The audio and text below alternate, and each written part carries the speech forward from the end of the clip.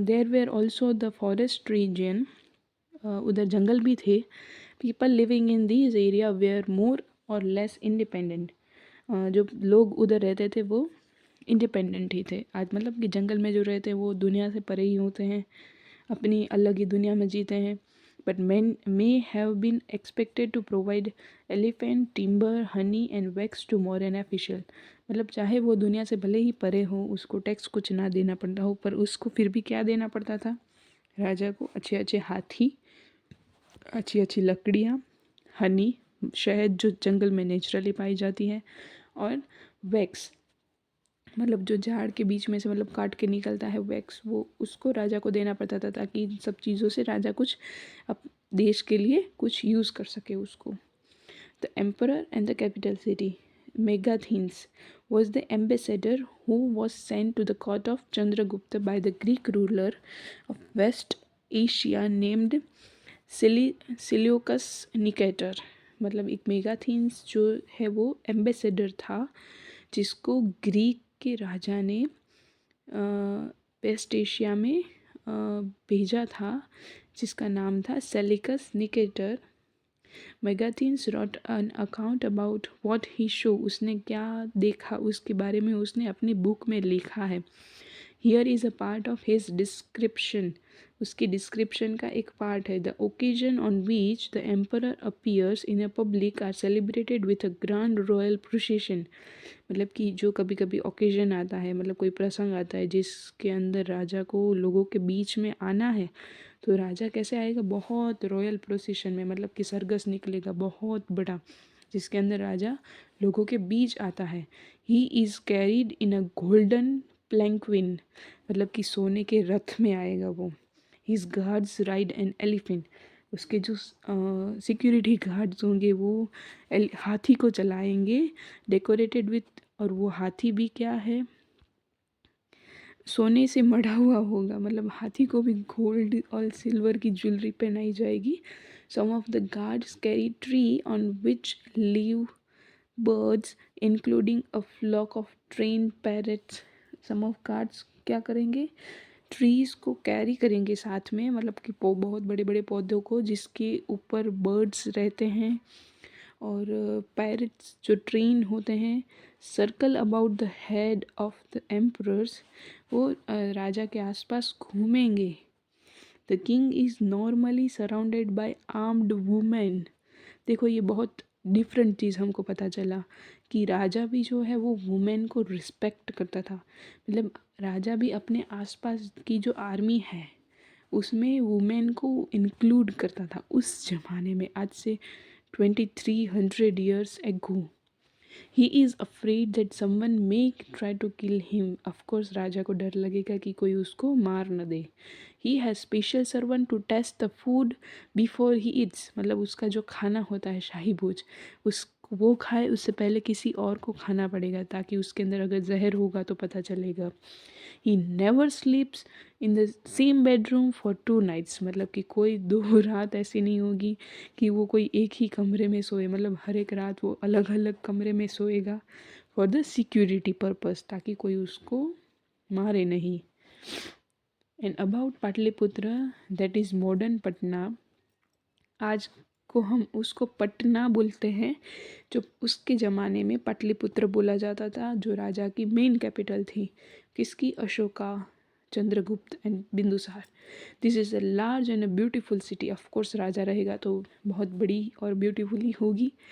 It is surrounded by a massive wall.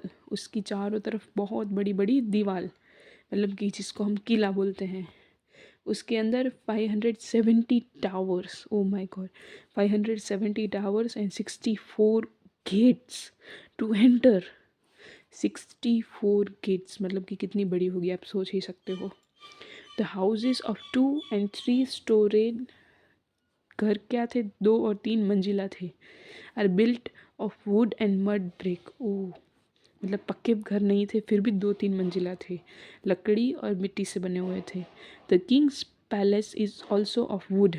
My God, king का palace भी किससे बना हुआ था? लकड़ी से बना हुआ था.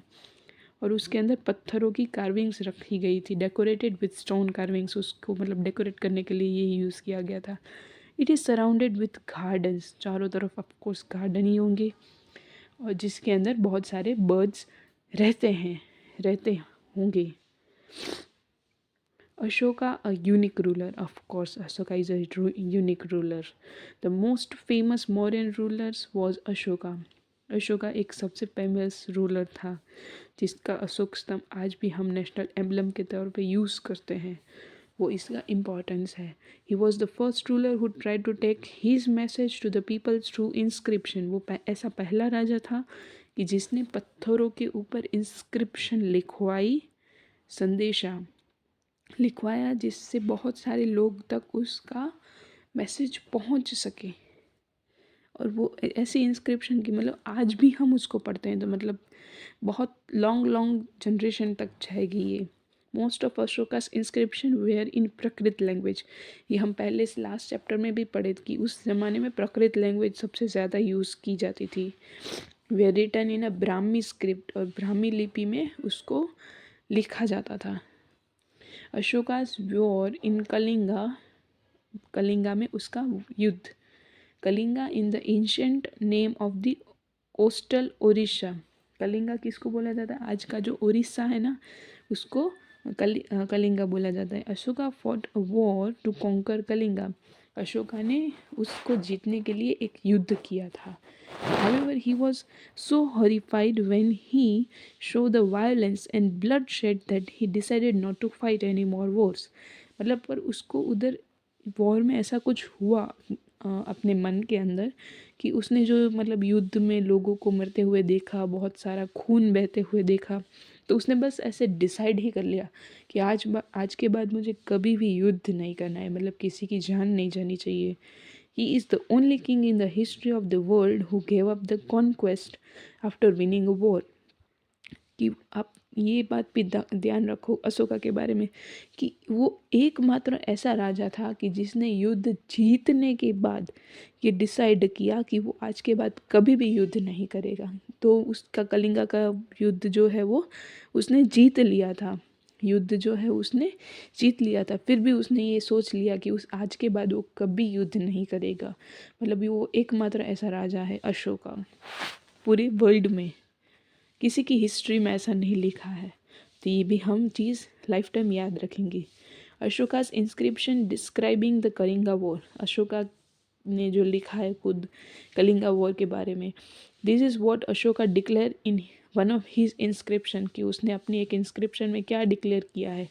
8 years after becoming a king I conquered Kalinga. 8 साल के बाद वो किंग बन गया था ना, जो पाटलिपुत्र मतलब वो मौर्यन एम्पायर का, उसके बाद उसने युद्ध किया 8 साल के बाद और उसने कलिंगा जीत भी लिया था। About 1.5 lakh people were captured, और मतलब कि 1 लाख या 1/2 लाख मतलब 1.5 लाख कोई लोग है उसने उसको मतलब बंदी बना लिया था। And more than 1 lakh of people where killed, पर उसके अलावा more than lakh of people भी मारे गए थे। दिस फिल्ड मी विथ सोरो, उसने उस चीज़ से मतलब उसके दिल में मतलब बहुत गहरा सदमा पहुंचाया। क्यों? Whenever an independent land is conquered, कि जब जब भी कोई आज़ाद ज़मीन जिसको जीता जाता है किसी राजा के द्वारा, लैक्स ऑफ पीपल डाई, बहुत सारे लोग मरते हैं, है ना। जब मतलब जितने लोगों ने जीता होगा एटलीस्ट उतने लोग तो सामने मरे ही होंगे तभी वो जीत पाएंगे। मतलब कि देखो इधर ये लैक ऑफ पीपल मर गए हैं, लैक ऑफ पीपल जिंदा है, lakhs of people die and many of them take a prisoner are taken prisoners, मतलब कि बंदी बनाए गए हैं। Brahmins and monks also die, मतलब कि बहुत सारे ब्राह्मण लोग और जो साधु संत होते हैं वो भी मर गए हैं। People who are kind to their relatives and friends, के लोग जो जिसके मतलब रिलेटिव्स हैं, किसी के दोस्त हैं, to their slaves and servant also die, मतलब किसी के बंदी लोग मरे गए हैं, किसी के सर्वेंट्स भी मारे गए हैं, और किसी के लव्ड वंस मतलब किसी के प्रिय अपने, मतलब कि जैसे कि माँ होती है तो उसके कोई बेटे मरे जाते हैं, मतलब किसी के पेरेंट्स भी, मतलब लव्ड वंस जो अपने बहुत प्रिय होते हैं वो भी मारे गए युद्ध के कारण। That is why I am sad, इसके लिए मैं बहुत दुखी हूँ। And have decided to observe dhamma, मतलब अभी मैंने डिसाइड कर लिया है कि मैं धामा को ऑब्जर्व करूँगा, मतलब and to teach others about it as well, कि मतलब लोगों को भी पढ़ाऊँगा कि मतलब क्या है। I believe that winning people over through dhamma is much better than conquering them through force. मतलब कि मैं ये बढ़ाऊँगा कि किसी को जीतना है तो ऐसे दंगे फसाद करके, मतलब मार के नहीं जीता जा सकता। किसी को जीतना है तो हम उसको दिल से जीत सकते हैं। I am inscribing this message for a future, और मैं ये मैसेज मैं जो है वो अपने फ्यूचर के लिए इंस्क्राइब कर रहा हूँ, कि मतलब मेरी बाद की जो मतलब फ्यूचर भी जो है उसने उस समय में सोच लिया था कि मैं ये इंस्क्राइब करवाऊँगा। उसके बाद बहुत सारे युग तक इसको पढ़ा जाएगा और लोग किसी कोई कनेक्ट कर पाए तो कोई मतलब नॉन वायलेंस कर को फॉलो कर सकता है, कि किसी को वायलेंस नहीं करना है, किसी को मारना नहीं है जीतने के लिए। So that my son and grandson after me should not think about a war. मैं ये इसलिए इंस्क्राइब करा, तो उसका मोटिव क्या था कि मेरा बेटा, उसका भी बेटा और फ्यूचर जनरेशन वो कभी भी युद्ध के बारे में ना सोचे, है ना। Instead they should try to think about how to spread dharma, मतलब कि कैसे धर्म को स्प्रेड करना है, मतलब किसी को मृत्यु नहीं देनी है। धामा इज़ अ प्रकृत वर्ड, उसको प्रकृत वर्ड बोला जाता है, जिसका संस्कृत टर्म क्या है, dharma. Let me tell you one thing, Prakrit है वो संस्कृत की सिस्टर लैंग्वेज है। संस्कृत जो है वो थोड़ी हार्ड लैंग्वेज है, उसको थोड़ा इजी वर्जन बनाने के लिए प्रकृत लैंग्वेज आई थी।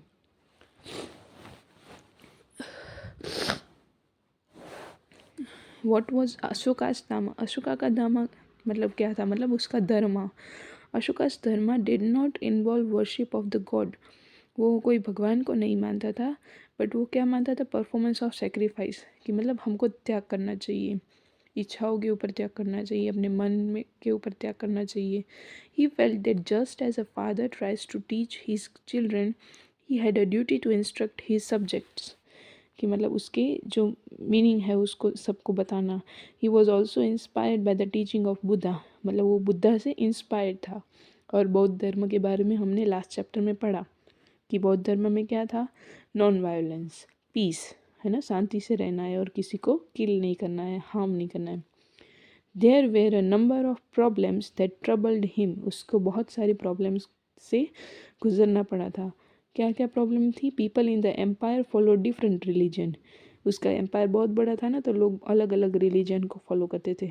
And this sometime led to a conflict, इसकी वजह से ही युद्ध होते थे। एनिमल्स वेर सेक्रीफाइड, मतलब कि जानवरों की बलि चढ़ाई जाती थी। Slaves and servants were ill treated, और जो बंदी लोग होते थे या नौकर लोग होते थे उसको बुरी तरह से ट्रीट किया जाता था, मतलब उसको गंदा फील करवाया जाता था। Besides there were quarrels in the family, family के अंदर भी कॉरल, झगड़े हुआ करते थे, नेबर्स में भी झगड़े हुआ करते थे। Ashoka felt it was his duty to solve this problem, Ashoka को लगा कि उसकी ये राजा के तौर पे ये एक ड्यूटी है कि वो ये प्रॉब्लम को सॉल्व करे। सो ही अपॉइंटेड ऑफिशियल्स, उसने ऑफिशियल को अपॉइंट किया था, अधिकारी लोगों को अपॉइंट किया था, नोन एज द धामा महामाता, मतलब कि जो धर्म को सिखाए लोगों को। Who went from place to place teaching people about the dharma. Beside, Ashoka got his message inscribed on the rocks and pillars, instructing his official to read his message to those who could not read it themselves.